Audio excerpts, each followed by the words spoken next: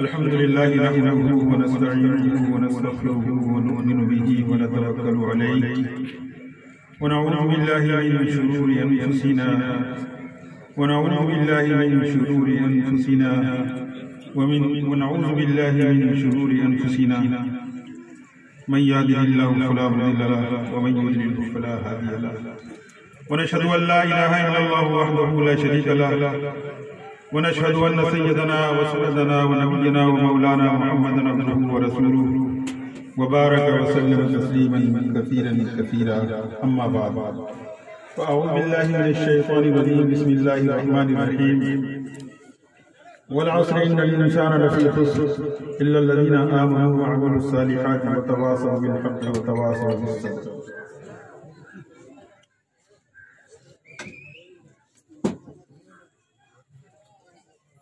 Stage पर तशरीफ फरमा हज़रात उलमाए किराम, अतराफ और अकनात से तशरीफ लाए हुए मेहमानान इज़्ज़ाम, दोस्तों, बुजुर्ग और भाई,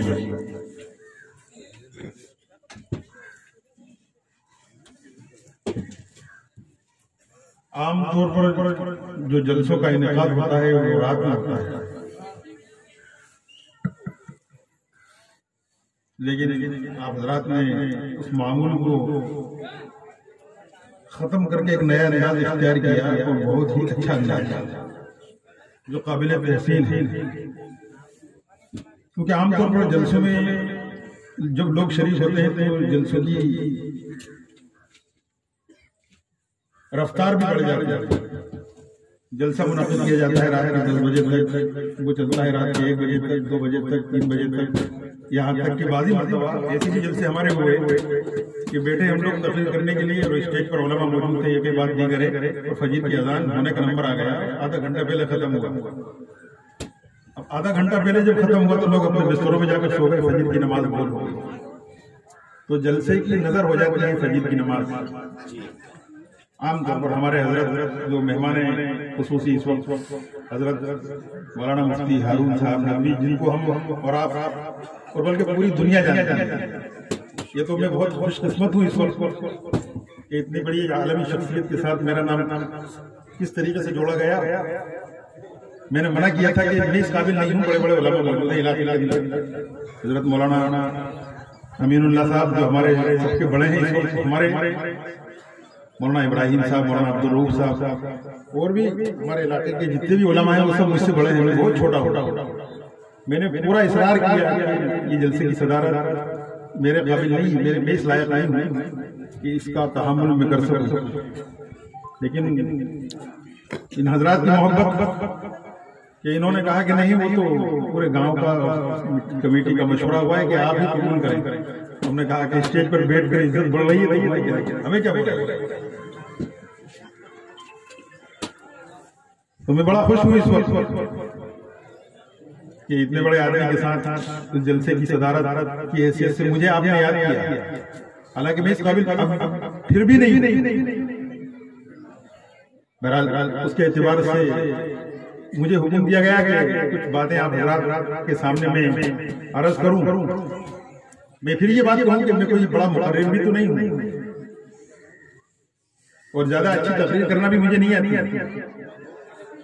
जैसा कि शेर के साथ मुझे याद किया शोला बयां वलवला अंगेज ऐसी तकरीर, तो मैं सोच रहा था ये बात जो जिस शेर से मुझे उठाया जा रहा है बिल्कुल एकदम अपोजिट।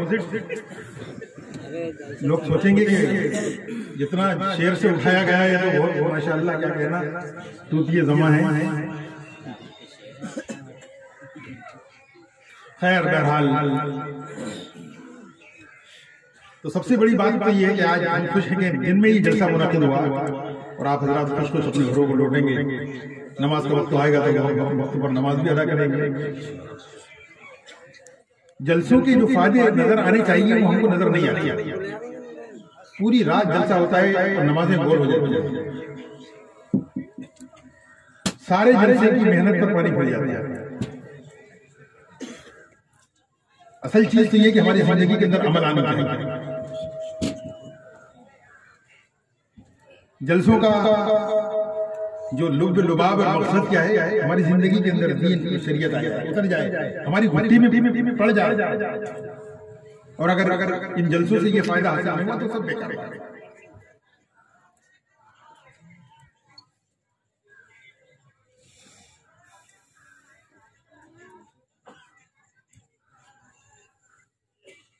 हजरत साहबा किराम रिज़वानुल्लाहि ताला अलैहिम अजमईन की जिंदगी से अगर हम अपनी जिंदगी को जोड़कर देखते हैं तो बहुत बड़ा खलल, बहुत बड़ा फर्क नजर आता है। एक मौके पर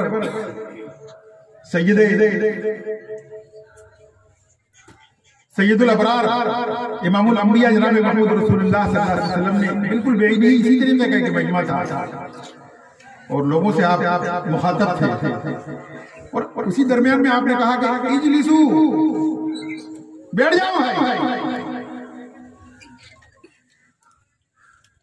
तो हजरत अब्दुल्लाह बिन मसूद रज़ियल्लाहु ताला बिल्कुल आखिरी यूं आता है कि एक बाड़े में जलसा था जिसमें बकरियां बंधा करना।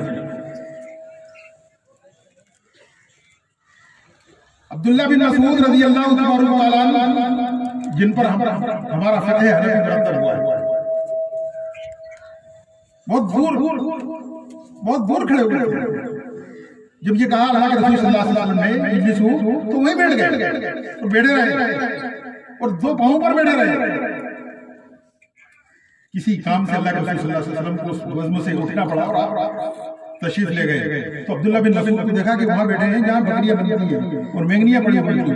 तो कहा अब्दुल्ला यहां बैठ गए। या रसूलल्लाह, जिस वक्त आपने खिताब फरमाया इजलिसू, तो मैं जिस हालत में था उसी हालत में आपने हुक्म अमल करने के लिए बैठ गया कि जर्रा बराबर हो, राई के दाने के बराबर सरे मुंह इनकराफ ना हो जाए। मैंने उस पर अमल करने के लिए उसी वक्त बैठ गया। ये था सहाबा का मिजाज, समअ ताअत का। सुनते थे तो इतना अमल करते थे। और हम घंटों की तकरीर करें, सुने करें भी और सुने भी, करने वाले भी खाली, सुनने वाले भी खाली। ये जलसा आप हजरात का इस्लाह माशरा की बुनियाद पर कायम है। और दूसरा उन्वान इसके साथ कुछ और भी जुड़ा हुआ है, मकातिब की अहमियत पर।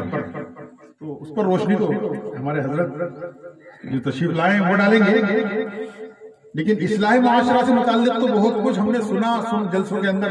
लेकिन ये नया उन्वान है, मकतब की अहमियत, मुझे बड़ा अजीब सा लगा। मकतब यकीनन अजीब नहीं है, बल्कि बहुत बुनियादी बात। हमारे इस इलाके के अंदर मदारिस तो बहुत खुल गए और बड़े बड़े मदरसे भी अल्हम्दुलिल्लाह कायम हैं जहां मेयारी तालीम हो रही है। लेकिन मकातिब हमारे यहाँ इंतहाई कमजोर है। मकातिब की तालीम इंतहाई कमजोर। इस पर हमारे अइम्मा को उलमा हुफ़ाज़ इस बज़्म में स्टेज पर भी तशरीफ फरमा है, कुर्सियों पर भी बैठे होंगे। कभी कभी मैं अइम्मा को देखता हूँ तो वो सिर्फ अपनी खिदमत का मासल ये समझते हैं कि हमें सिर्फ 5 वक्त की नमाज अदा करना है। बच्चों पर हमें कितनी मेहनत करनी है, बच्चों पर कितनी कुर्बानी देनी है, उनके साथ कितना वक्त देना है, ये हमारे अंदर बहुत ज्यादा, हमारे यहाँ अइम्मा में बहुत ज्यादा कमजोरी है। और उसमें सबसे बड़ी कमजोरी तो आपकी नहीं, अइम्मा की और उलमा की नहीं, बल्कि हमारी कमेटियों की, जिम्मेदारों की भी। जब मकतब का नंबर आता है, इमाम बुलाते हैं आप, तो इमाम साहब इमाम चाहिए। मेरे पास, मैं मदरसे से जुड़ा हुआ हूँ और हमारे अरबाब मदारिस वो हजरात भी मदरसे से जुड़े हुए हैं। कोई दिन ऐसा नहीं जाता कि मेरे पास फोन ना आता हो कि साहब इमाम चाहिए। मैंने कहा देखेंगे भाई, सोचेंगे, गौर करेंगे, अल्हम्दुलिल्लाह अच्छा इमाम आपके लिए तलाश करेंगे, जिसकी आवाज भी अच्छी हो, जिसकी क़िराअत भी अच्छी हो, जिसकी तकरीर भी अच्छी हो, जिसकी तरबियत भी अच्छी हो। बहुत सारी चीजें हैं इमाम के अंदर, बहुत सारी खुसूसियात और सिफात हमें तलाश करनी चाहिए। लेकिन ये तो बताइए आपकी तनख्वाह कितनी देंगे? साहब बस्ती तो बेचारी थोड़ी कमजोर गरीब बस्ती है, हर आदमी अपने आप को गरीब बताता है, ज्यादा बड़ी नहीं, चंद घरों की बस्ती है। कोशिश करेंगे तनख्वाह अच्छी दे, कितनी दोगे कि साहब कम से कम 5-6 हज़ार रुपये तो दे देंगे हम। जब इमाम को तलाश किया जाता है तो 5-6 हज़ार से हमने कहा साहब और आगे बढ़ो, थोड़ा सा और आगे बढ़ो, अरे साहब और 500-100 रुपये बढ़ा देंगे। 1000 की बात तो बहुत मुश्किल से सामने आती है। तो अभी इतने उलमा बहुत बैठे हैं इस पर स्टेज पर, शायद कोई 10,000 को पार कर रहा हो। ये हमारे अइम्मा की और उलमा की तनख्वाहें हैं और उनसे आप काम लेते हैं। नमाज भी पढ़ाओ, बच्चों पर भी मेहनत करो, इतनी मेहनत करो, इतनी मेहनत करो, इतनी मेहनत करो। असली घी खाने को तो मिल ही नहीं रहा। बादाम भी 700-800 रुपये किलो, कुंटल नहीं, 900 रुपये काजू। मैं परसों के रोज गया लेने के लिए, तो मैंने कहा साहब मुझे थोड़ा सा काजू बादाम चाहिए, क्या वो खसखस भी है कि नहीं? कहा है साहब। तो मैंने कहा कि साहब आधा किलो तो आप बादाम दे दो, सस्ती है, अब तो 600 हो गई। अरे साहब नहीं 600 नहीं 700। मैंने कहा 600 तो करता हूँ, मैंने एक जगह मालूम किया था कि चलो 600 ही आप ले लेना, काजू कहने के वो तो साहब 900 से कम नहीं दूंगा। अरे मैंने कहा साहब आप तो 100 ग्राम सिर्फ खसखस ही दे दो, वो सस्ती है। तो उसने कहा कि सस्ती, वो 450 रुपए की 100 ग्राम। अब सारा जो है अगर हम लोग मिलाएं और उसको बेचारा हमारा इमाम खाए तो पूरी तनख्वाह तो उसी में चली जाए, पूरी तनख्वाह उसी में चली जाए। मतलब में हजरत हमारे बुजुर्ग सरपरस्त दुनिया से रुखसत फरमा गए, हजरत मौलाना मुफ्ती अब्दुल रज़्ज़ाक़ साहब रहमतुल्लाह अलैह, जो हमारे करम फरमाते हैं, पूरे इलाके के लिए मुहसिन थे, बड़ी खिदमत थी उनकी। आज वो नव्वरल्लाहु मरक़दहू बन गए। एक मरतबा में गया, बैठा हुआ था, थोड़ी देर के बाद हजरत के पास दूध आया और उस दूध के अंदर बहुत सारी चीजें पिसी हुई, और हजरत ने उसको लेना शुरू किया। जब बच गया तो कहा अब्दुल हकीम ये तुम खा के देखो। मैंने कहा हजरत सुबह से यही नाश्ता करते हैं आप? ये 10,000 रुपए का इतना सा खमीरा है, ये अलग खाता हूँ। ये खमीरा 10,000 रुपए का 100 ग्राम का बना हुआ कि इस पर मेहनत करके मैंने इसको बनवाया। वो तो बड़े लोग थे, उनकी तो बड़ी बातें थी। बहरहाल अल्लाह ने उनको उम्र भी 100 के करीब पहुंच गए थे, इतनी मुकम्मल ग़िज़ा खाकर। हमारा मौलवी अगर मुकम्मल ग़िज़ा खाए तो उसकी तो सारी तनख्वाह उसी की नजर में जाए। तनख्वाह भी अच्छी दीजिए इमाम को और उलमा को, मकातिब जब मजबूत होंगे ऐसे हो जाएंगे। फिर इमाम आपको चाहिए अगर साहब 5-6 हज़ार में काम चल जाएगा और आपका मकतब मजबूत हो जाए, वरना तो बाद जैसे कि मैं जलसों में बार बार कहा करता हूँ, ऐसा इमाम मिलेगा अली 9 बजे मदरसा बंद, बस 2 लकड़ी इधर मारी 2 इधर मारी, अरे 2 इधर मारी 2 उधर मारी। मैंने देखा है हमारे इमाम इस तरीके से पढ़ाते हुए, क्या बच्चे पढ़ेंगे? हमने कहा बोर्ड इस्तेमाल कीजिए, इतनी अरबो-रेजी कीजिए कि आपकी पेशानी पर पसीना आ जाए, समझाते समझाते आप सब थक जाए। ऐसा मुअल्लिम हो, ऐसा मुदर्रिस हो, लेकिन कम से कम उसकी तनख्वाह भी तो इतनी मेयारी होगी जितना खाए, जितना घी खाए तक उसका घी पेशानी पर निकल जाए।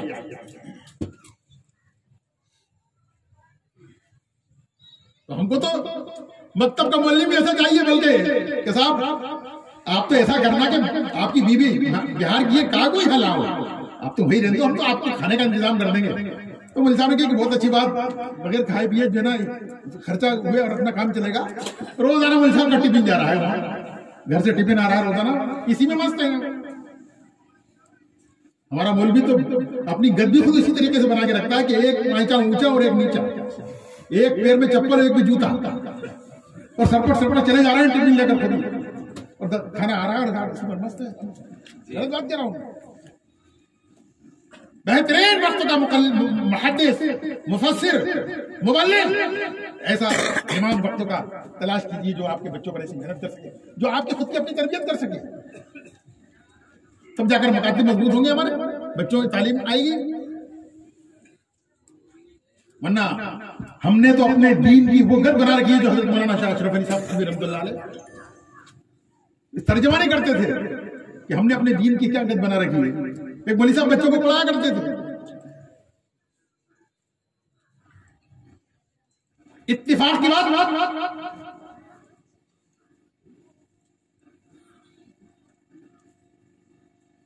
एक बच्चा घर में गया और घर से मौलवी साहब के पास आया और उसके हाथ में बेहतरीन खुशबू की खीर बनी हुई, बहुत अच्छी खीर, बहुत बेहतरीन खूबसूरत खुशबू डली हुई।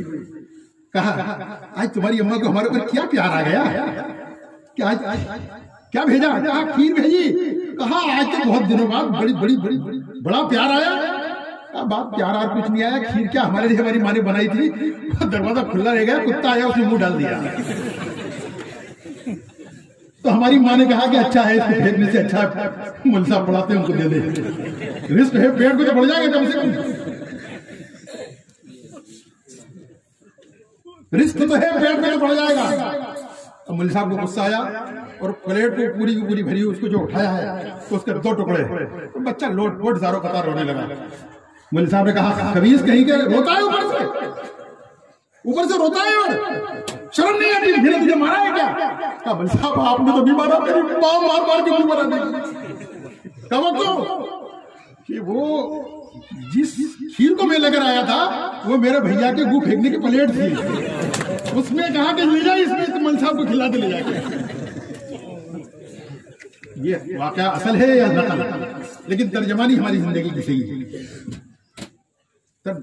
हमारा मकातिब कमजोर नहीं होंगे, हमारा इम्मा सही नहीं होंगे, वरना वही बात बार बार कहता हूं मैं कि कल मैं पढ़ा रहा था इत्तिफाक की बात, सबक हिदाया शरीफ, तो उसके अंदर अजान के बारे में आया कि अजान वो आदमी जो सबक का सबसे बेहतरीन आलिम, और हम मस्जिद रखते हैं तो सबसे गया बीता कमजोर किस्म का, जिसके कोई हैसियत नहीं, बिल्कुल हर एतबार से फटीचर किस्म के, और आवाज भी उसकी जैसे अल्लाहु अकबर।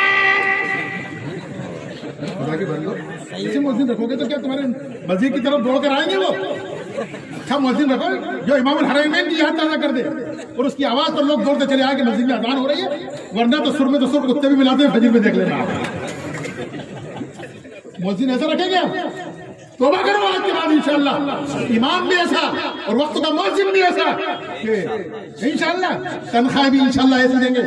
वरना आज तो खरीदों वाले मारुति कार लिया है, अभी एक साथ गिनने लगे, वो मौलवी तो कारों में घूमने लग गए। हमने कहा हम भी तैयारी कर रहे हैं अल्हम्दुलिल्लाह।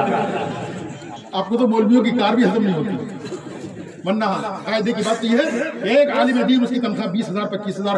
अरे एक साहब, मैंने उनसे पूछा आपकी तनख्वाह तो क्या 82,000 से मुतजाविज हो रही है? अल्हम्दुलिल्लाह। मैंने कहा आप 82,000 उस पर, साहब ठीक है गुजारा हो रहा है। हमने कहा हम तो अल्हम्दुलिल्लाह मौलवी होकर 6,000 7,000 भी मगा लें, हम गुजारे की बात नहीं करते। ये मौलवियों की बरकत, ये सारे के सारे जितने भी हैं चमकों में नजर आ रहे हैं आपको, है? किसी के कपड़े देखो, मेरे कपड़े कितने अच्छे, मैं तो और बंठन के आया हूँ खूबसूरत बन के, साफा भी अच्छा नया बांध के, ताकि कोई ये न कहे कि मौलवी बहुत गरीब कमजोर। मौलवी बहुत अच्छा होता है, अपनी छोटी मोटी तनख्वाह पर भी वो कुर्बानी देता है। हमारे इमाम, हमारे उलमा, हमारे उस्ताद ये रातों को 4:30 बजे उठ जाते हैं, 4:30 बजे उठ जाते हैं और कुर्बानी देते हैं, बच्चों को हाफिज कुरान बनाते हैं इस मामूली से तनख्वाह पर। एक साहब मदरसे में आए, फजर की नमाज के टाइम उन्होंने अपनी गाड़ी मस्जिद के गेट पर लगाई और मदरसे के करीब, ये क्या हो रहा है, ये क्या हो रहा है? मैं कहा साहब तालीम हो रही है।